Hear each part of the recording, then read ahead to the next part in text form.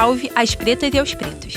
Quem fala é a Mona Lisa Daphne. Este é o primeiro episódio da 9ª temporada do Letras Pretas, um programa em que falamos sobre cultura, política e literatura, sempre em diálogo com a obra e o pensamento de mulheres negras. Esse programa nasceu do projeto Letras Pretas, que tem como objetivo estudar a produção intelectual e cultural de mulheres negras.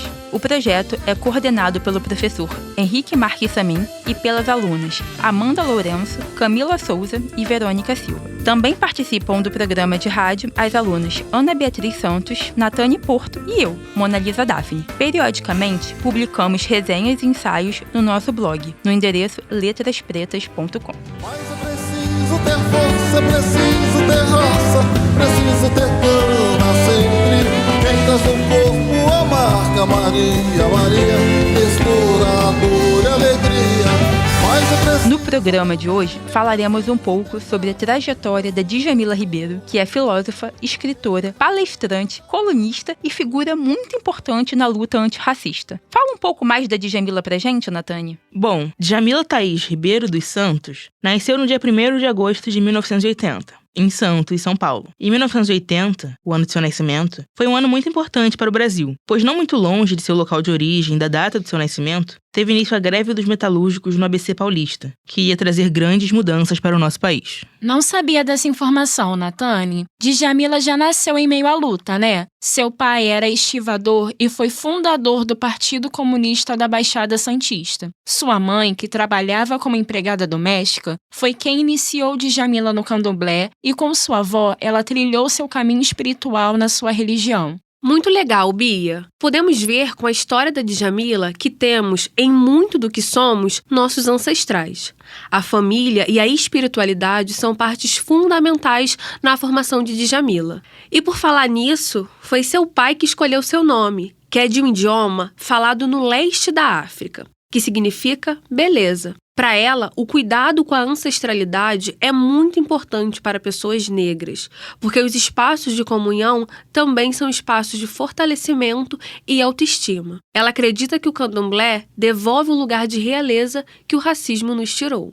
E Verônica, após passar por episódios de racismo religioso e outros episódios conturbados em sua infância, Djamila se envolveu com a militância ainda bem nova. Ao fazer 18 anos, começou a frequentar a Casa da Cultura da Mulher Negra, que é uma organização não governamental santista, e passou a se aprofundar nos estudos de raça e de gênero. A sua primeira entrada na faculdade foi para o curso de jornalismo, que acabou não concluindo por engravidar da sua filha Tulane aos 24 anos. 3 anos depois, Djamila voltou à universidade, mas para cursar filosofia, na Universidade Federal de São Paulo, Unifesp. Lá se graduou e se tornou mestra em filosofia política com ênfase em teoria feminista. Que legal, Mona Lisa. E você lembra quando ela começou a escrever no portal Blogueiras Negras? Aos poucos ela foi ganhando mais e mais visibilidade. Foi colunista da Carta Capital, da revista Asmina, e passou a utilizar as redes sociais como ferramenta importante para a militância. Afinal, quem não está conectado às redes? Verdade, Natane. Hoje em dia, boa parte das discussões sociais partem da internet, não é mesmo? E por isso que ela é conhecida como uma das peças-chaves do ativismo na internet. Meninas, e olha que legal! Em 2016, ela foi nomeada secretária adjunta de Direitos Humanos e Cidadania da cidade de São Paulo, durante a gestão do prefeito Fernando Haddad. Além disso, é coordenadora da plataforma Feminismos Plurais e criou o selo Sueli Carneiro, que visa dar mais acessibilidade aos livros de autores negros. Ela vem fazendo tanto, né? Sim, Verônica. E agora vamos falar um pouquinho sobre os livros dela? Mas antes, vale falar que ela escreveu o prefácio do livro Mulheres, Raça e Classe, da filósofa negra e feminista Angela Davis.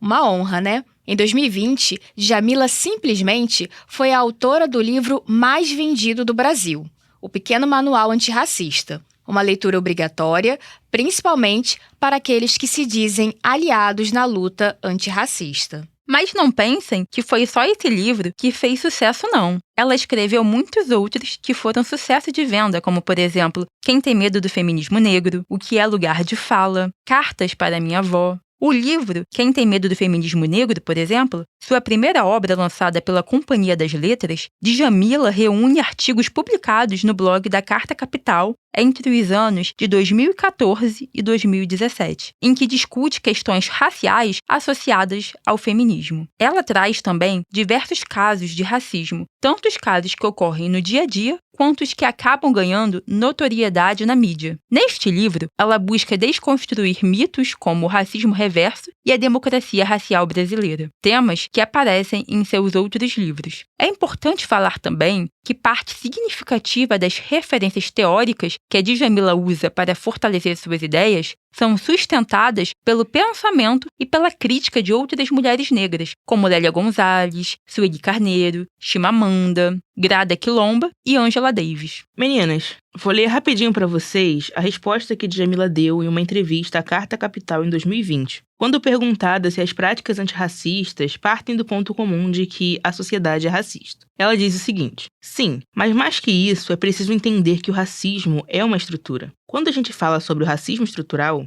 é sobre entender que o racismo faz parte da estrutura da sociedade brasileira, assim como o capitalismo, o sexismo. Isso significa entender a nossa construção enquanto nação. Somos um país que nunca aboliu a escravidão. Entender o quanto o fato do racismo ser estrutural coloca a população negra em situações de vulnerabilidade. O primeiro passo é entender como o sistema racista se construiu e como ele se reproduz, para depois compreender o que os indivíduos reproduzem. O racismo precisa ser entendido como essa estrutura que não diz apenas do campo individual. No Brasil, é comum as pessoas associarem racismo a um ataque sofrido por uma pessoa negra famosa, por exemplo, mas não entende que racismo é também uma empresa ter 90% dos funcionários brancos, chegar nos espaços e não ter pessoas negras o suficiente, só em lugares de subalternidade. Ou seja, a gente não consegue entender ainda o porquê de a gente reproduzir racismo, então é primordial entender como essa estrutura funciona. Caramba, é isso. Mas aos poucos, com incentivo ao letramento racial e com obras de autoras como a Djamila, que está na lista da BBC de 100 mulheres mais influentes e inspiradoras do mundo, a gente vai avançando como sociedade. Realmente uma trajetória bastante inspiradora. Que tomemos sua trajetória como força para a nossa luta. Bom, pessoal, agora vamos ter que encerrar o papo por aqui, por conta do nosso tempo. Vamos deixar nossas palavras finais. É isso aí, pessoal. Obrigada pela escuta e leiam Djamila Ribeiro. Até o próximo episódio. Um abraço e obrigada pela audiência. Até o próximo programa e leiam Intelectuais Negras. Lembrando que periodicamente publicamos resenhas e ensaios no blog letraspretas.com. Um salve às pretas e aos pretos. E até o próximo programa Letras Pretas. Programa Letras Pretas. Produção, Projeto Letras Pretas em parceria com a Rádio UERJ. Realização, Centro de Tecnologia Educacional, CTE.